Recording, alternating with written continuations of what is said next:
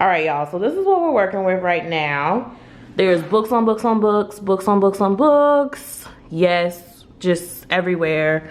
We also have to the back here, books on books on books, books on books on books.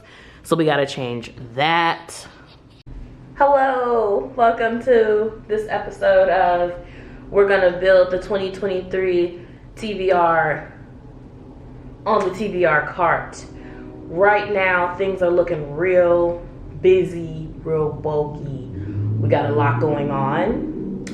And so, a lot of these books I did not get to in my 2022 reading adventures because I kept buying new books. And I feel like that's going to keep happening this year as well in 2023, but that's all right. So I am going to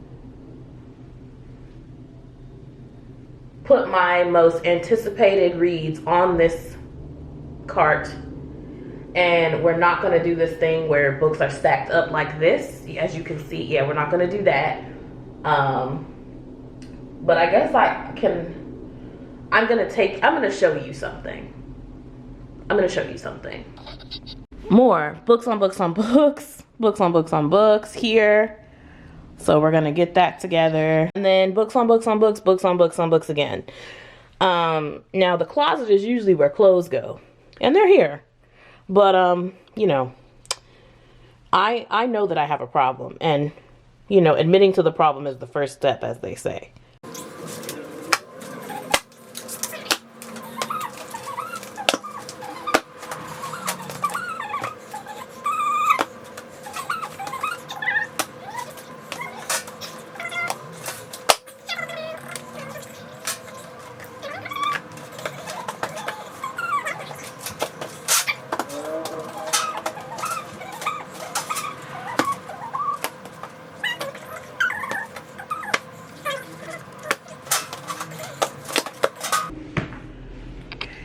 So this is the part of the video now where we're gonna have to start making some real life decisions, because I cannot read all of these books. Well, that's not true. I can read all of these books, and if I really put my mind to it, I could read them all in a year if I wanted. Is that likely to happen? I mean, I don't know. I don't know the odds. I'm not a mathematician. But I'm gonna do my damnedest to try to get the ones that I really, really, really want to watch or read on the cart first. And that lies the biggest problem. But I think in terms of nonfiction, The Warmth of Other Suns, The Epic Story of America's Great Migration by Isabel Wilkerson. I have talked about Cast all 2022. I will be getting into this. I don't know. Don't they separate this by nonfiction and fiction? Let me do that. I'm gonna put this on the second shelf. Are Prisons Obsolete by Angela Davis. This is a short little read too. So I'm gonna put this up there. The End of Policing. The problem is not police training, police diversity, or police methods. The problem is the dramatic and unprecedented expansion and intensity of policing in the last 40 years. A fundamental shift in the role of police in society. The problem is policing itself. I think we're gonna keep this on the card. Okay, so we got some strong nonfiction contenders right now. Okay. All right, and I think I'm gonna keep the 1619 project on there too. I'm gonna go ahead and keep that on there, on the cart. Just I can get to it, get in there. Perfect.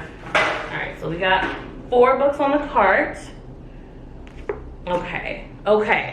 When Chicken Heads Come to Roost, we're gonna leave this on the cart. Yes, we are.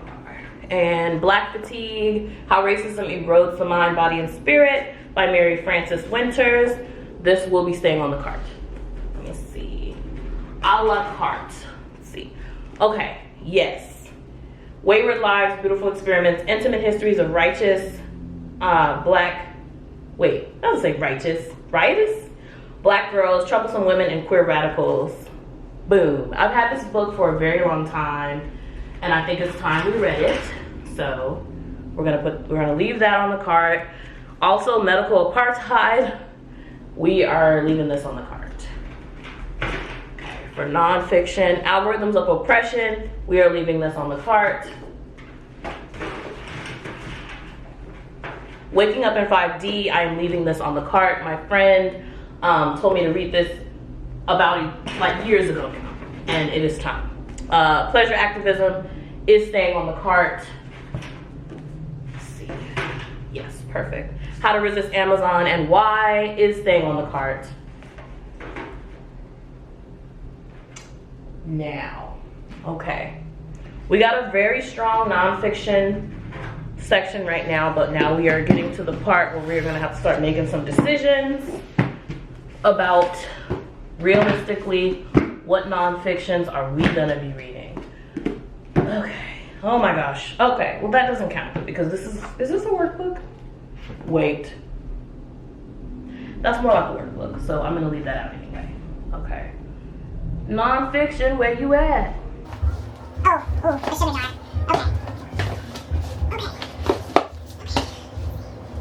Okay. So we got, oh my lord. Okay. Disability, Visibility, Socialist Feminism, A New Approach. Oh God, we do this till we free us. Oh my lord. Okay. Oh yes, Mutual Aid is going on the cart. Crisis and Care, Queer Activist Responses to a Global Pandemic is going on the cart. Let's see.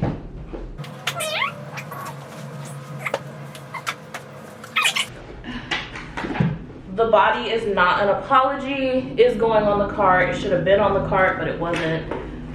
So now it is on the cart. Very important. Okay. Now we gotta start making some decisions. Ooh, Pandemic Solidarity, Mutual Aid during the COVID-19 crisis is going on the cart. Oh my gosh. Okay. Okay. All right. Let's see. African American and Latinx History of the United States is going on the cart. It should have been on the cart, but it wasn't for whatever reason. But it's on the cart now. Okay. Oh boy. Alright. Now one division of novel, huh? Okay, so this is that's fiction. So we're not gonna touch this yet. That's fiction. The fiction is gonna be even more difficult. Okay. Wait, where is that other book? I know I'm wrong. Oh yes, okay. Let's oh, okay. Oh Yeah, getting into the meat and potatoes right here. Okay, there are trans people here. Book of Poetry. That is going on the cart, but give me just a minute. No, put it on the cart. Put it on the cart now. Okay. This is definitely going on the cart. Refusing Compulsory Sexuality, a Black Asexual Lens on our Sex-Obsessed Culture by Sharonda J. Brown is going on the motherfucking cart. Ugh. Get in there. Get in there, Sharonda. I'm reading you this year. Okay. All right, Sharonda is on the cart officially. Excellent. Okay, now this is something. Now I'm trying to, okay. Because I have Why Women Have Better Sex Under Socialism. Hello. And then You Sound Like a White Girl. And then God is a Black Woman. And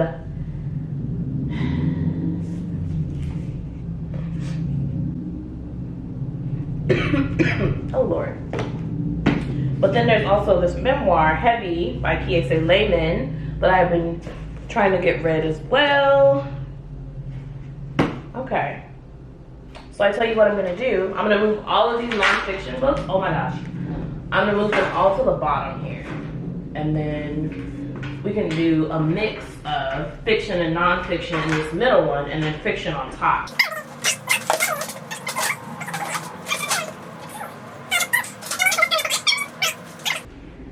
That's okay.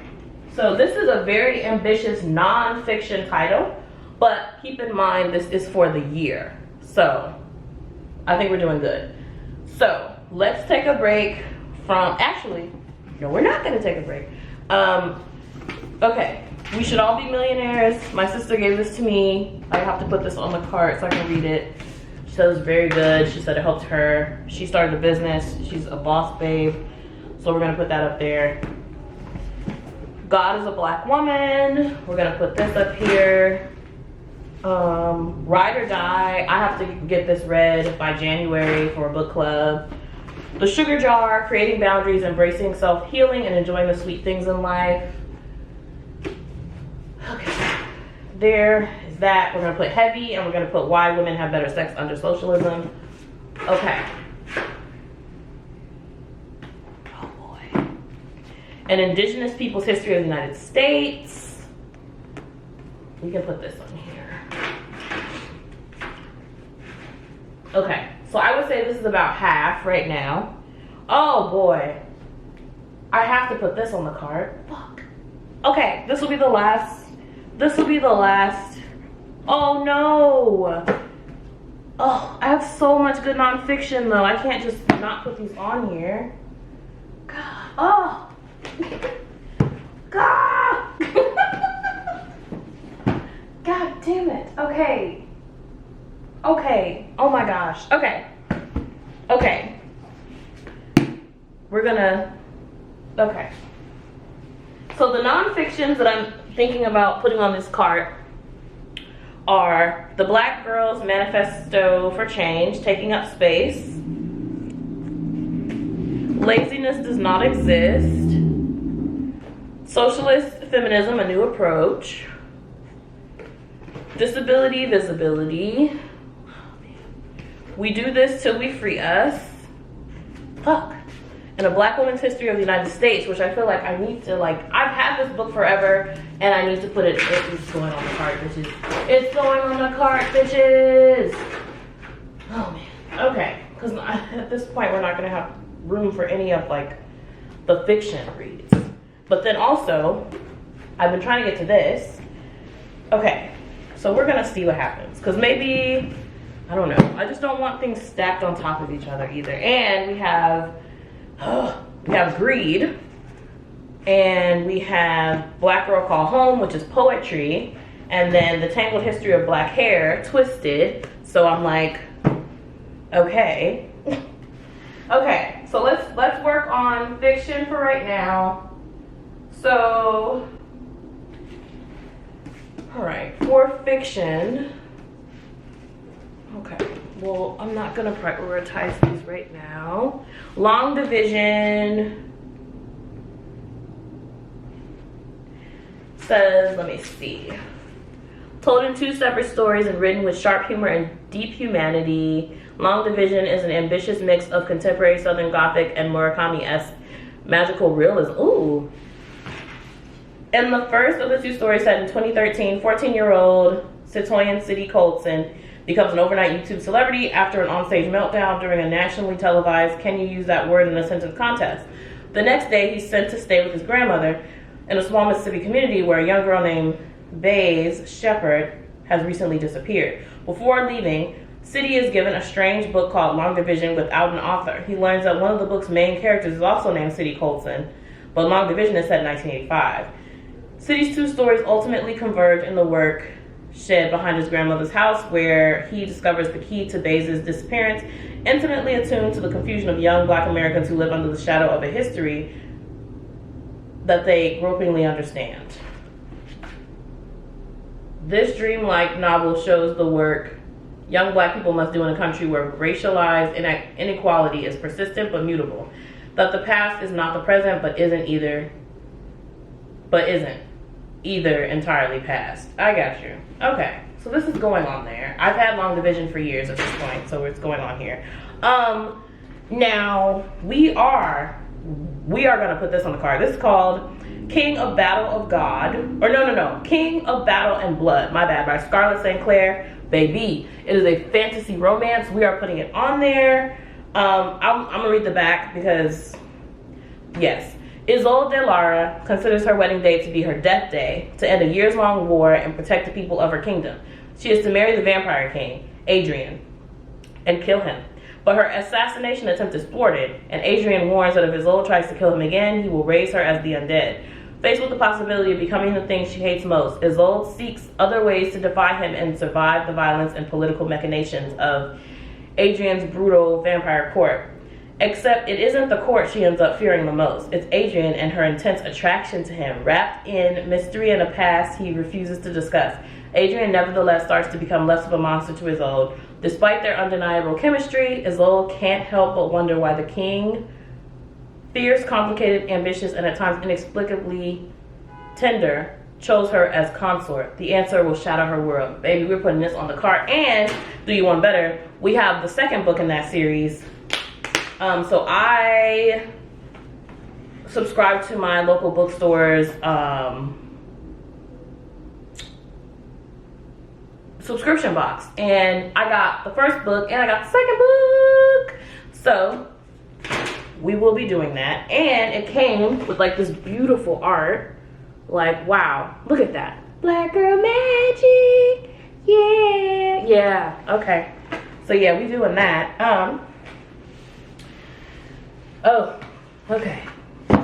So now where's that book? Where did I put it? I'm looking for, I think it's called The City We Became, because I have the second book. It should be right there. What's going on? Okay.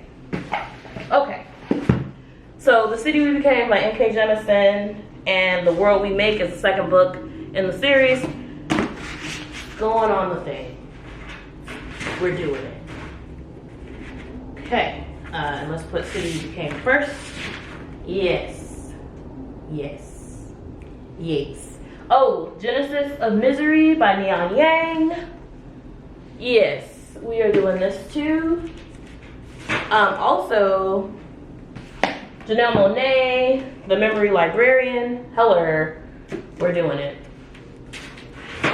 Okay. This is where things get a little interesting. Now, do I want to read these now or later?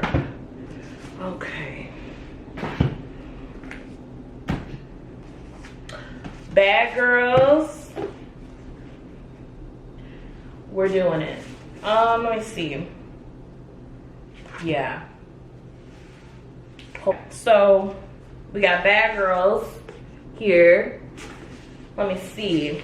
In Sacramento Park, the Green Heart of Cordoba, Argentina, a group of trans sex workers make their nightly rounds when a cry comes from the dark. Their leader, the 178-year-old Auntie Encarna, wades into the brambles to investigate and discovers a baby half dead from the cold. She quickly rallies the pack to save him, and they adopt the child into their fascinating surrogate family, as they have so many other outcasts, including Camilla. Sheltered in Auntie Encarna's fabled Pink House, they have a partial escape from the everyday threats of disease, violence in the hands of clients, cops, and boyfriends. Telling their stories of a mute young woman who transforms into a bird, of a headless man who fled this country's wars, as well as her own journey from a toxic home in a small poor town, Camilla traces the life of this vibrant community throughout the 90s. Yeah. Imbuing reality with the magic of the dark fairy tale, Bad Girls offers an intimate, nuanced portrait of trans coming of age that captures a universal sense of the strangeness of our bodies. It grips and entertains while also challenging ideas about love, sexuality, gender, and identity. Yeah. Yeah, we're doing it. Okay. Yep. Now, okay. So, Half Blown Rose by Lisa Cross Smith. She also did This Close to Okay, which I really enjoyed. This book, I actually met her at a book event, and she was talking about this, and she said that it's about Black women living a life of luxury. Or, no, life of leisure is what she said. Life of leisure. She's a woman of leisure. You ain't got to tell me twice, baby. You ain't got to tell me. You ain't got to worry about me. You ain't got to worry about me. Okay. Before I Let Go by Kennedy Ryan. One of my favorite booksellers in the city was like, gotta read it. It's going on the card. It's going on the cart. Riot Baby, I've been trying to get to this forever. It's a short book too. It's going on the cart. Burn Down, Rise Up. Also another favorite bookseller was like, you gotta do it. So, oh my god, there's like no space. Hold on. I'm running out of space. Wait. Because I haven't even put any like Octavia Butler on here yet. Okay, so maybe we have to wait. Hold on. Okay. Oh man, the Poppy War. Fuck. Ah, okay. Okay, Poppy War. This one. This one. Okay. I guess some books will be stacked because what's going on? I know, and I want to read some Ta-Nehisi Coates too. What are we doing out here? Okay. Oh boy. Oh man. Okay, another addition to my nonfiction, Polyamorous and Manifest Now. Okay, well, we'll put this here, maybe pile. All My Rage, I want to put on here. Oh yeah, Barracoon. I've had this book for a really long time and I want to get into it. Their Eyes Were Watching God. Ah! Oh, Jade City. I want to get into Jade City. Oh man. How Long Till Black Future Month. Oh my lord. I want to get into Sula because I'm trying to get into my Toni Morrison moment. We are going to be doing Fledgling. So Fledgling is going on here. Yes, Fledgling will be going on here. And then, let me see. This is Wild Seed.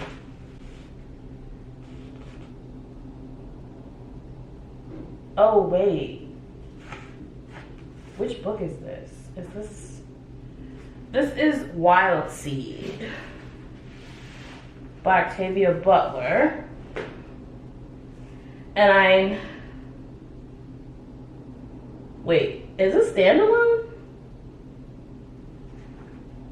Or does this go into the parable of the parables?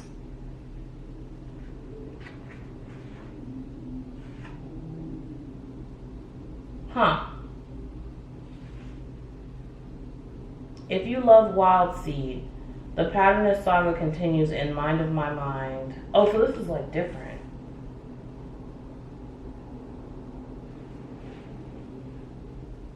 So it says, Doro knows no higher authority than himself, an ancient spirit with boundless powers. He possesses humans, killing without remorse as he jumps from body to body to sustain his own life. With a lonely eternity ahead of him, Doro breeds supernaturally gifted humans into empires that obey his every desire. He fears no one until he meets Anyanwu.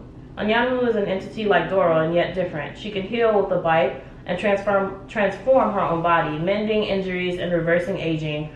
She uses her powers to cure her neighbors and birth entire tribes, surrounding herself with kindred who both fear and respect her. No one poses a threat to Anyanwu until she meets Doro. The moment Doro meets Anyanwu, he covets her, and from the villages of 17th century Nigeria to 19th century United States, their courtship becomes a power struggle that echoes through generations, irrevocably changing what it means to be human. Yeah, okay. Yeah, oh, that's gonna get read. Believe that. I thought I had the Parable of the Talents. So I'm gonna have to buy it. Hello. I mean, obviously. But we're gonna read Sula for sure. We're gonna read some Sula. But I feel like I'm reading all of this like heavy science fiction and I don't have any like nothing to like break it up. So I feel like all of this is gonna be like super intense. So like at this moment I don't feel like I have like a really good balance of like, yeah, because all of this shit is gonna be like super intense. Jeez Louise.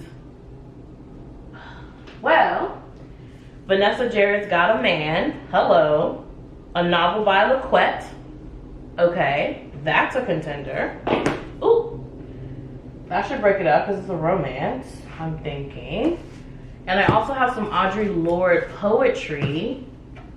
The collected poems of Audre Lorde, which I need to get into Audre Lorde. Hello.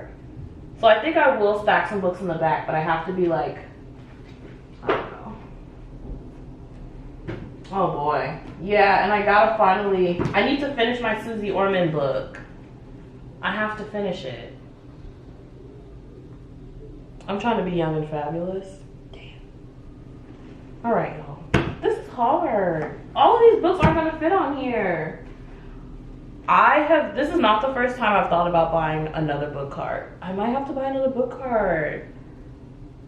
If anything, just to get all those fucking books out of my closet. Because books, like, why do we have closet books?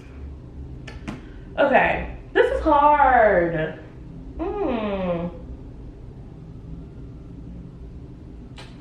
Oh, well, we have some more Toni Morrison over here. And she's gonna go on there. I have Jazz and Paradise by Toni Morrison. And I feel like this needs to go on here. Ugh. I don't know what I'm gonna do. This is crazy. Oh, there's Grown. I forgot about this. Fuck. God damn it. Okay. Ah! Oh. Okay. I just have too many good books right now. What's going on? Okay. And generally after I get done like reading books, if I'm not gonna keep the book forever, I'll just sell it on Pango Books. And I need to get a virtual mailbox so I can just like sell books and I can like put my link in here and y'all can just buy the books from me. Cause I sell my hardback books for $10 and I sell my paperback books for $6 because I think those are great prices. Those are prices I would spend on like used books personally, especially if they're in great condition. Like, why not? Oh boy. Okay. No, I don't know why I brought that out. I'm not reading that. Gosh. Oh boy. Okay. Yeah. Well, Transcendent Kingdom. Yeah. And where's Home going at? Yeah. This is the year for this.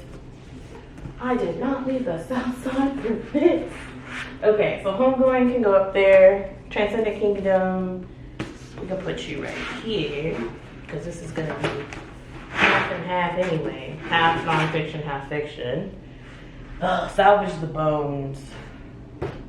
Grown by Tiffany D. Jackson. Y'all know how I feel about Tiffany. Well, maybe you don't know how I feel about Tiffany D. Jackson. I like her a lot. I think she's a great author. She's doing really great things in like the horror space as well. So I mean, she's killing it. If you haven't read her book, The Weight of Blood yet, you gotta do that. The Brown Girls. And I think this is like an anthology series too. So I'm just like, what am I gonna do? Also, this book seems very interesting. I bought it. It is Interior Chinatown. It sounds really, I'm gonna put it on the cart. I'm gonna put it up there. Yep, it's going on the cart because I am very excited to read that book. Oh boy, okay. And I have to keep in mind that as I read books, books are gonna be leaving the cart and I can just put books, I can like shuffle books back in. Or, you know, yeah. Okay, Bad Fat Black Girl. That's a nonfiction. But I'm like, but the Sunbearer Trials by Aiden Thomas. Have you read Cemetery Boys? Now you gotta read Sunbearer Trials, right? I mean, it's not like, yeah, I think that's a standalone. I don't think that's a series. Oh boy. I heard that there's like some queer and non-binary rep in here, and I'm definitely gonna, this is like the only white book up here. Congratulations, you made the cut. Oh, I don't know who this is by actually. Anita Kelly, that could be anybody. She doesn't have to be Caucasian. She ain't gotta be Caucasian if she don't wanna be. Let me see. Unless she is, and then she has to be. Let me see. Yerba Buena. Oh, when Sarah Foster runs away from home at 16, she leaves behind the girl she once was, capable of trust and intimacy. Years later in Los Angeles, she is sought after bartender renowned as much for her brilliant cocktails as much for the mystery that clings to her. Across the city, Emily Dubois is in a holding pattern, yearning for the beauty and community her Creole parents cultivated, but unable to commit on a whim. She takes a job arranging flowers at the glamorous restaurant Yerba Buena and falls into an affair with the married owner. Whoop! Missy, the The morning Emily and Sarah first meet, their connection is immediate, but the damage both women carry and the choices they have made pulls them apart again and again. When Sarah's old life catches up to her, upending everything she thought she wanted, just as Emily has finally gained her own sense of purpose, they must decide if their love is more powerful than their past. At once exquisite and expansive, astonishing in its humanity and heart, Yerba Buena is a propulsive journey through the lives of two women trying to find somewhere or someone to call home. Yep. Okay, we're gonna do that for sure. Oh man. Yeah, I don't feel like I have a good balance of like mood here though. I feel like all of these books are super heavy. Like, am I gonna laugh this year? Am I gonna smile? On Girlhood. 15 stories from the well-read Black Girl Library. This might make me laugh and smile. I'm gonna put this on. I need a better balance of like, maybe I don't know, because I want to read this Toni Morrison. I do want to read this. We're putting jazz on there. No, this is Paradise.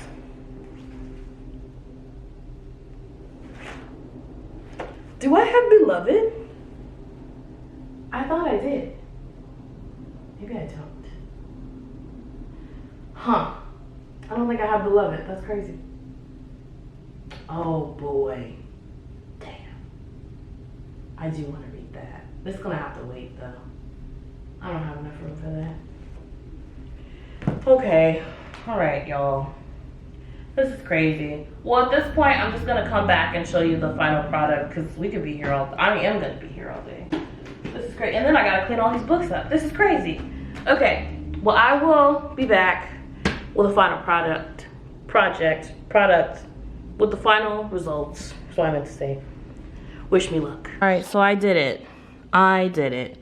So this is the top row that we have. It's like blurry. Oh, here we go. Yeah, so there's that. Here's the second half. Boom. And this is half fiction, half nonfiction. Very proud of the selection. I think this is gonna be a very moody reading year, but that's okay, because these are the books that I really wanna watch or read. Okay. And then this is all nonfiction at the bottom here. And then I did decide to put things on the back. So we have these on the back side. Let me go row by row. And then up here, boom. Yeah. And then I was able to put a couple, like right here, a couple of the smaller ones. Why is this blurry? Get your shit together. Okay, here we go. Yeah, okay. And then I'll show you the ones I put on the other side. And actually, we can fit another book right here. There's still some room. So yeah, but I think we did a good job. I'm gonna fit one book here. So far, I have 82 books on this. Oh, we can fit 2 more books on here. So I have 82 books on the book cart as of right now. And this year, I read about 80 books. So I was like, this could be good. But at least now, these are all books that I know for sure, like, oh, I really want to get to these, so I should be excited to read them. But I think because of the subject matter of a lot of these books, they are going to be a lot rougher, because there's not really a balance of like happiness, I would say, of like overall joy. Maybe in some, but as of right now, as I'm looking, I'm like, ooh, I don't know. So I see a lot of dark themes in my future, but who knows? Maybe this is what I need right now. So I'm gonna find 2 more books to fit on this thing to make it 82, and then we should be good. All right, bye.